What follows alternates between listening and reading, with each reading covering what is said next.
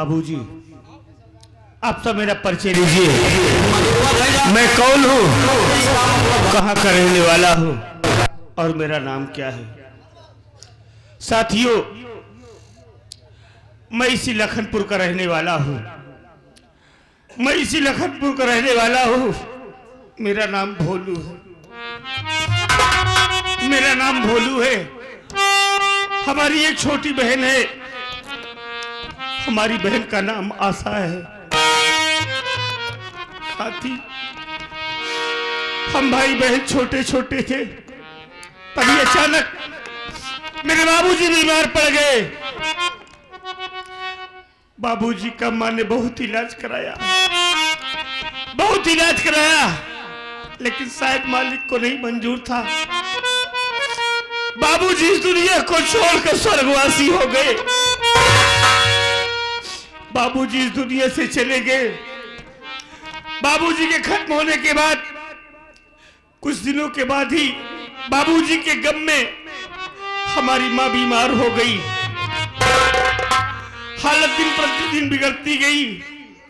हम भाई बहन छोटे छोटे थे, कोई देख रेख करने वाला नहीं था। अचानक मेरी माँ भी इस दुनिया को छोड़कर चली गई। हम भाई बहन बेसहारा हो गए, कोई सहारा देने वाला नहीं रह गया। गांव में लोगों के यहाँ जाकर मांग कर खाना पीना खाकर अपनी जिंदगी बिता रहा था। धीरे धीरे जानने लायक हुआ, फिर जाकर मेहनत मजदूरी का काम करने लगा, अपना पेट पालने लगा, साथ साथ आशा बहन की परवरिश भी कर रहा था। इतने दिनों की जिंदगी तो बीत गई मालिक, लेकिन अब हमारी आशा बहन सयानी हो गई है। उसकी चिंता लगी रहती है, शादी योग्य हो गई है। गांव में मेहनत मजदूरी का काम करने जाता हूँ, कभी काम मिलता है कभी नहीं मिलता है। दो चार दिन बैठा रहता हूँ। जो कमाता हूँ खर्च भी नहीं हटता है, एक पैसे बचता नहीं है। समाज में दहेज की आग लगी है। रातों दिन सोचता हूँ मालिक, कैसे हमारी बहन का हाथ पीला हो, कैसे हमारी बहन की शादी हो, कैसे हमारी इज्जत बचे। इसी सोच में रातों दिन डूबा रहता हूँ। कभी कभी तो हमें रात भर नींद नहीं आती है, सारी रातें जाग कर सोच कर सुबह हो जाती है। आप रो रहे हैं। देने वाले किसी को गरीबी न दे और मौत दे दे मगर बदनसीबी न दे।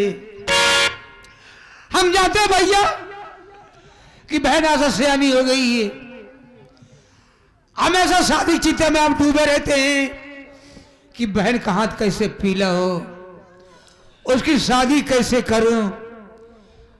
इसी विषय को लेकर के आपको नींद नहीं आती है। हाँ भैया। अरे नींद कैसे आएगी, आप लोग ध्यान दीजिएगा। नींद किसको किसको नहीं आती है। कहा गया भैया, जिस नारी की ओर चढ़ी उम्र पति का देहांत तो हो गया हो।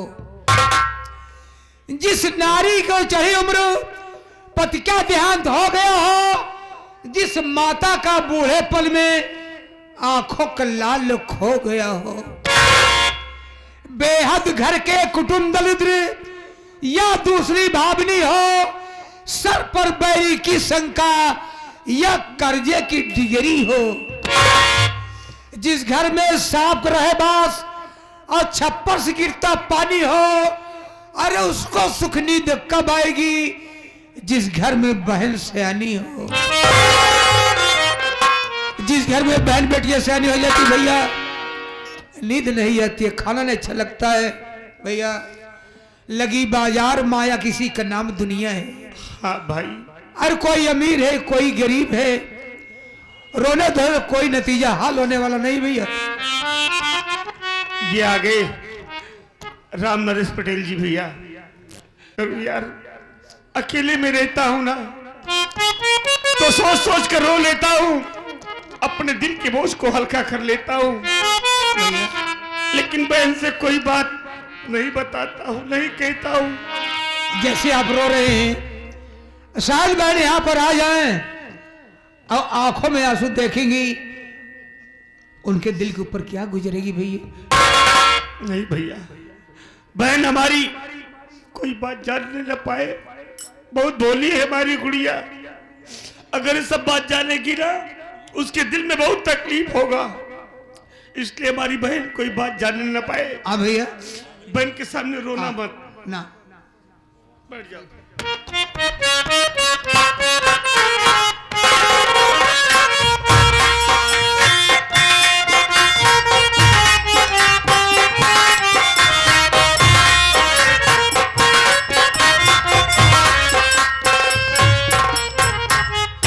नमस्ते भैया।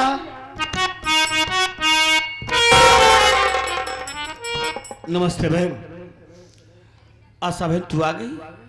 भैया ये मैं क्या देख रही हूँ कि आज के पहले मैं जब भी आपके पास आती थी, आप हंसते हुए मुझको अपने गले से लगा लेते थे, लेकिन भैया आज क्या बात है जो आपके आंखों में आंसू?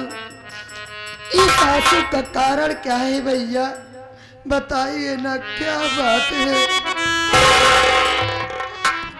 आशा बहन, मैं कहाँ रो रहा हूँ? बहन देख, बस ऐसे बैठा था, माँ बाबूजी की याद आई, बस आंखों से आंसू छलक पड़े, और कोई बात नहीं बहन। भैया मैं समझ सकती हूँ कि माँ बाबू की याद जब जब आती है तब तब मेरे भी आंखों से आंसू छलक जाते हैं, लेकिन भैया आज आपका रोने का कारण कुछ और है भैया। क्या यार अपनी छोटी बहन से नहीं बताएंगे भैया? पागल हो गई? अगर आप अपनी छोटी बहन से नहीं बताएंगे तो आपको आपकी आशा बहन की कसम है भैया। बोलिए क्या बात है, आप क्यों रो रहे हैं? आशा बहन, तू बात बात में हमको कसम क्यों दे देती है? अरे कसम देकर हमको मजबूर कर देती है ना। तुम्हारे रोने का कारण जानना चाहती है? हाँ भैया। तो सुन बहन, आज हम तुमसे जरूर बताएंगे। बोलिए भैया।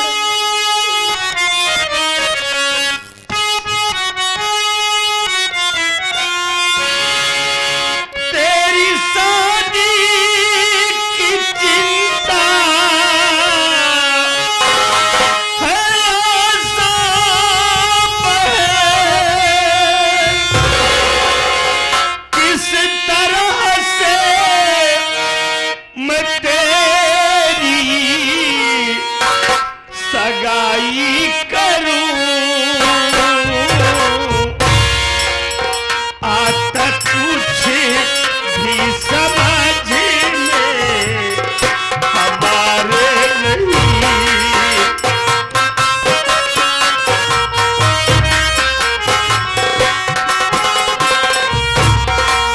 आता कुछ भी समझ में हमारे नहीं। किस तरह से मैं तेरी विदाई करूं? आता कुछ भी समझ में।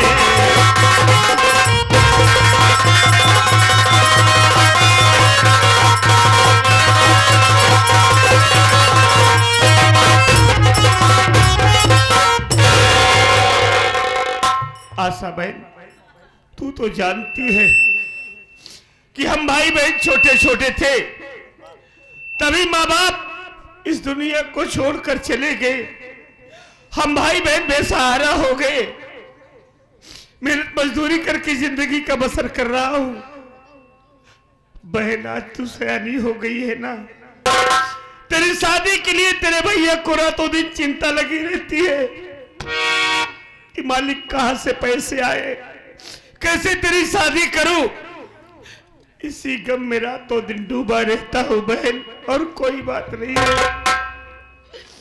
भैया आप तो अच्छी तरह से जानते हैं कि इस घर में हम भाई बहन तन्हा है भैया। अरे जरा आप ही सोचिए, अगर आप मेरी शादी कर देंगे, मैं इस घर से अपनी ससुराल चली जाऊंगी, तो आपको 2 वक्त की रोटी कौन पका कर खिलाएगा भैया? बहन तेरी शादी होगी तो अपने ससुराल हंसी खुशी जाएगी। हम भाई दोनों भाई है ना, हमारी चिंता क्यों करती पगली? हमारा क्या है, हम दोनों भाई अपना बना खा लेंगे ना। काय कमाई ले भैया बनाइए हम खाओ, हम बनाओ हम खाओ, नहीं है यही खाइए पागल साले। हम आप खाओ अपने खा। भैया आप मेरी शादी करना चाहते हैं तो ठीक है भैया, लेकिन मैं अपनी शादी करने से पहले मैं आपको कह रही हूँ कि सबसे पहले आप अपनी शादी कीजिए और मेरे लिए एक अच्छी सी भाभी घर में लाइए, तभी मैं शादी करूंगी, वरना मैं अपनी शादी नहीं करूंगी भैया। आशा बहन ये क्या कह रही है तू? बहन देख, अगर मैं पहले अपनी शादी कर लेता हूं ना, ये समाज देखेगा तो क्या कहेगा? लोग यही कहेंगे कि भोलू है, अपनी शादी कर लिया, घर में बहन सियानी है, उसका ख्याल नहीं करता है, अपनी शादी करके ऐसा आराम कर रहा है। बहन हम अपने फर्ज से पीछे नहीं हटेंगे, हम किसी को कहने का मौका नहीं देंगे। पहले तेरी शादी होगी, उसके बाद हम अपनी शादी के बारे में बाद में सोचेंगे। भैया यार मैं राम नरे साहब, क्योंकि आप सभा से आए हैं, मैं आप दोनों का मतलब समझ गई। आप दोनों इसलिए मेरी शादी करना चाहते हैं ना कि मैं आप दोनों के सर का बोझ बन चुकी हूँ, इसीलिए मुझको इस घर से भगाना चाहते हैं ना। अरे आशा बहन, पगली ऐसी बातें बोलकर हमारे दिल को ठेस क्यों पहुंचाती है? पागल बहन बेटी भाई बाप के सर का बोझ कभी नहीं होती है। हर भाई बाप अपनी बहन बेटी को जिंदगी भर बैठा कर अपने घर में खिला सकता है, लेकिन ये विधि का विधान है बहन। बेटी का असली घर उसका मायका नहीं, उसकी ससुराल होता है। हर बहन बेटी को एक दिन ससुराल जाना होता है, और तू भी जाएगी। देख बहन, रोने की कोई जरूरत नहीं है, उसकी मर्जी है, उसके आगे किसी की नहीं चलती है। आज दुख दिया है, हो सकता है कभी सुख भी देगा। जिंदगी के 2 पहलू होते हैं, एक सुख का एक दुख का। इंसान को मुसीबत में हिम्मत से काम लेना चाहिए, हिम्मत नहीं हारना चाहिए। तू क्यों रो रही यार?